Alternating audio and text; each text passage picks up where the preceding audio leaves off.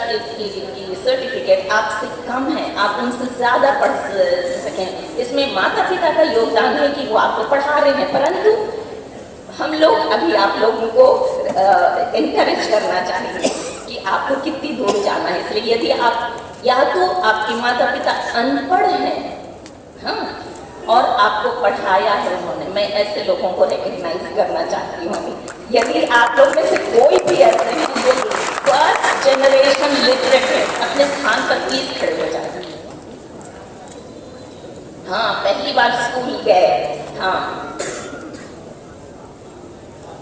अब मैं रिक्वेस्ट करना चाहती हूँ, नीचे हम लोग जो बैठे हैं हम लोग खड़े हो जाएं और उधर देखकर हम सभी, आप लोग जो ऊपर बैठे हैं आप लोग बैठकर ताली बजाएं और हम आप लोगों को ताली बजाएं। धन्यवाद, आप लोग प्लीज बैठ जाइए। मैं जिस यूनिवर्सिटी से आती हूँ, मैंने बताया कि वहाँ लगभग 60%, अच्छा मैं अंडर एस्टिमेट कर देती हूँ, 50% छात्र छात्राएं ऐसे हैं जो कि अपने परिवार से पहले हैं जिन्होंने यूनिवर्सिटी में कदम रखा है। और तो हमारे देश में ये चैलेंज है कि हम फर्स्ट जनरेशन लिटरेट्स को भी कहाँ तक जाने के लिए मेहनत करने, सपने और सफलता के आयामों से अवगत करा के उनको सफलता तक ले जाना ही है। शिक्षण संस्थानों का काम ये है कि वो सफलता तक पहुँचे।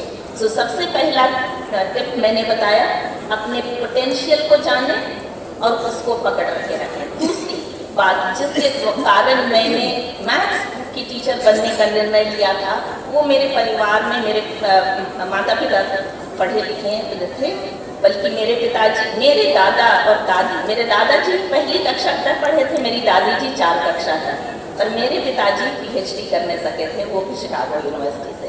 तो मैं ऐसे परिवार से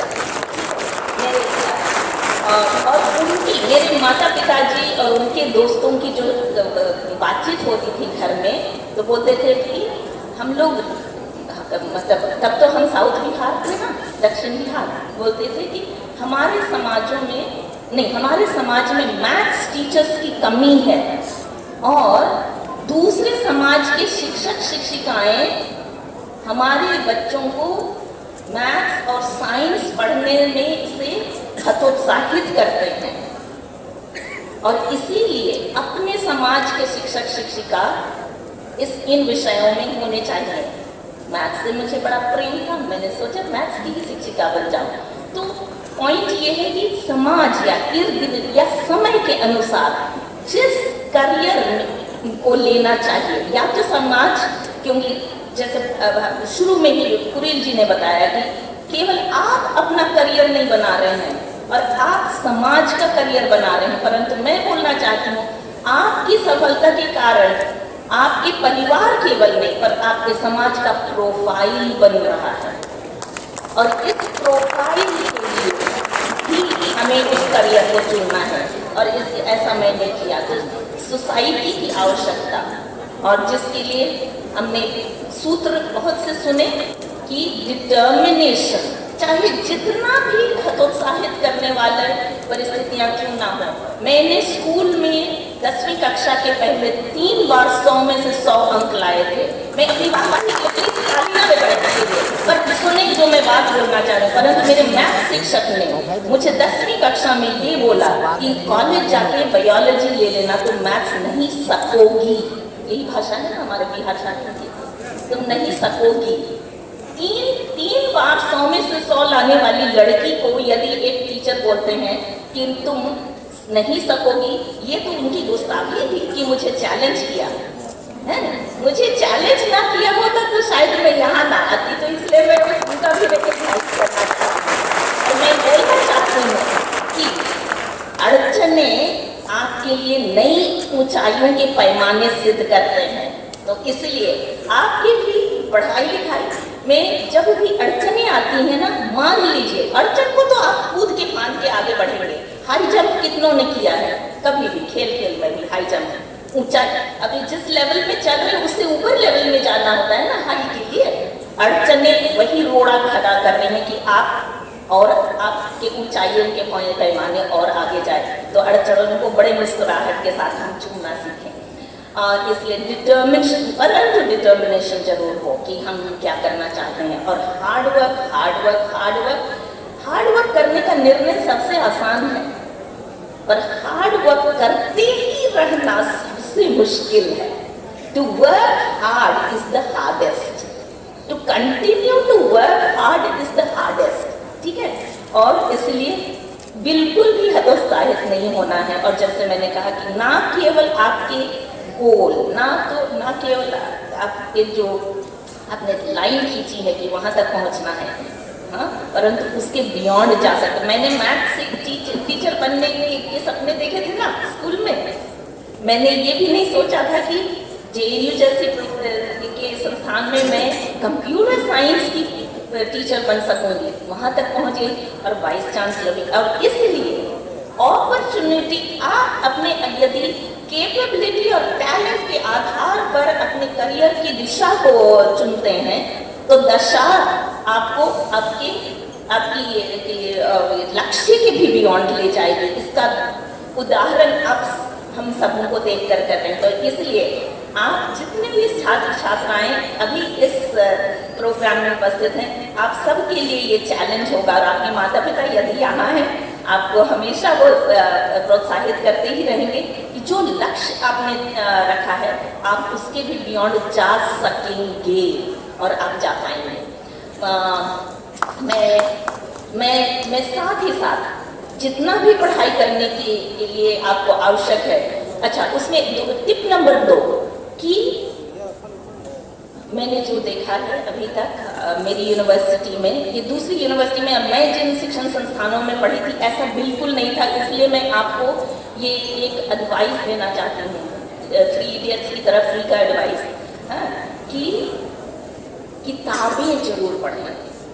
की और नोट्स के अलावे विशेष करके जो विद्यार्थी साइंस आप लोग पढ़ते हैं, जहाँ भी आप लोगों को क्वेश्चन मिल जाता है ना, मैथमेटिक्स के, फिजिक्स के, केमिस्ट्री के, पकड़ लो और उसको सॉल्व करके तब रख दो।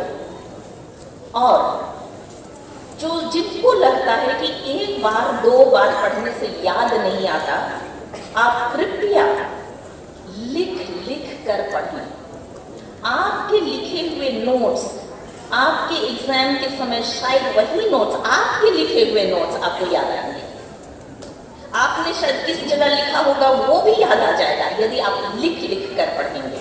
और इसलिए आपको तो और इस हद तक पढ़ना, जितने लोग कॉम्पिटिटिव एग्जाम के लिए भी तैयारियां कर रहे हैं ना, आप इस कदर ज्यादा से ज्यादा क्वेश्चंस को ढूंढने के लिए एक दूसरे के साथ स्टडी ग्रुप भी बना सकते हैं और क्वेश्चंस को एक्सचेंज कर सकते हैं।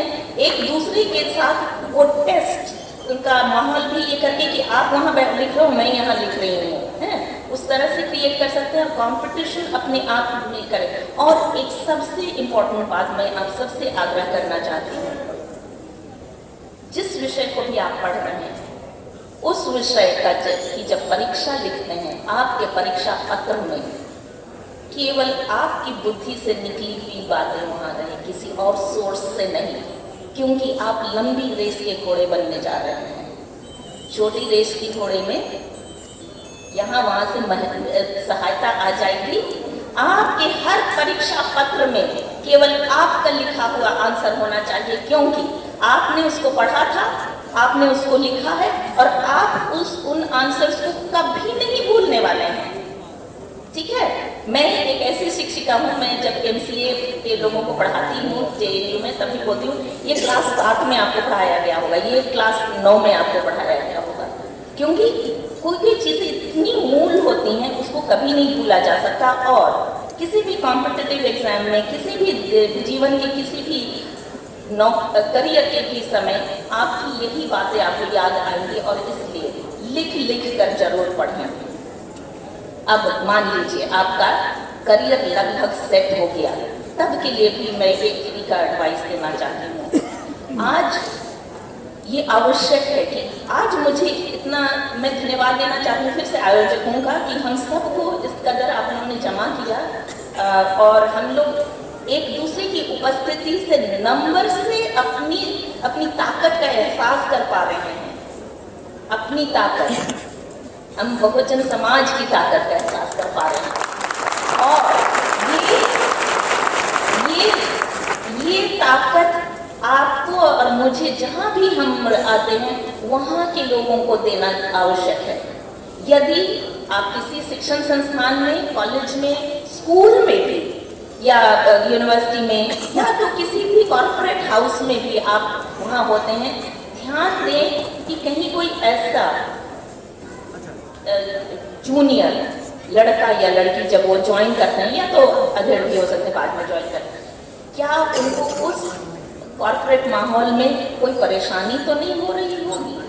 और उसका यदि हम ध्यान रखेंगे तो हमें खुद ब खुद एक दूसरे के साथ मिलेगा और हमें वो ताकत जो नंबर में होती है उसका एहसास होगा। और इस नंबर की ताकत को हम कभी ना भूलने की कोशिश करें और नंबर की ताकत को बटोरने के लिए कुछ न कुछ प्रयास करें जब हम अपने करियर के पायदान में पहुंच जाते हैं।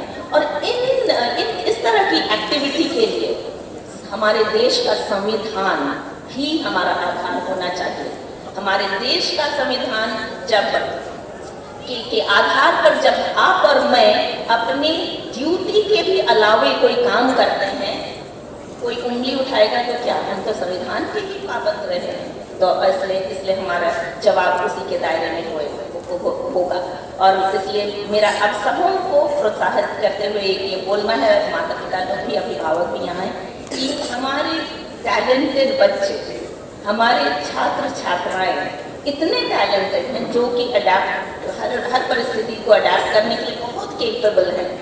हर सक हम माता पिता उनको सहयोग करते हैं और हम शिक्षक शिक्षिकाएं भी उनकी समस्याओं को समझने की कोशिश करते हैं।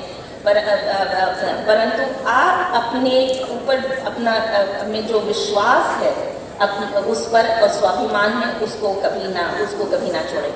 यदि कभी अन्याय की परिस्थिति भी दिखाई पड़ती है तो अन्याय का जवाब आपकी सफलता होना चाहिए। अन्याय का जवाब है, बोलिए, हमारी सफलता। अन्याय का जवाब है, अन्याय का जवाब है।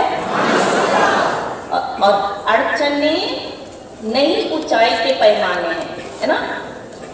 हर अड़चन नई ऊंचाई का पैमाना सिद्ध करा के दिखाएगा। आप सबों को बहुत बहुत चौका।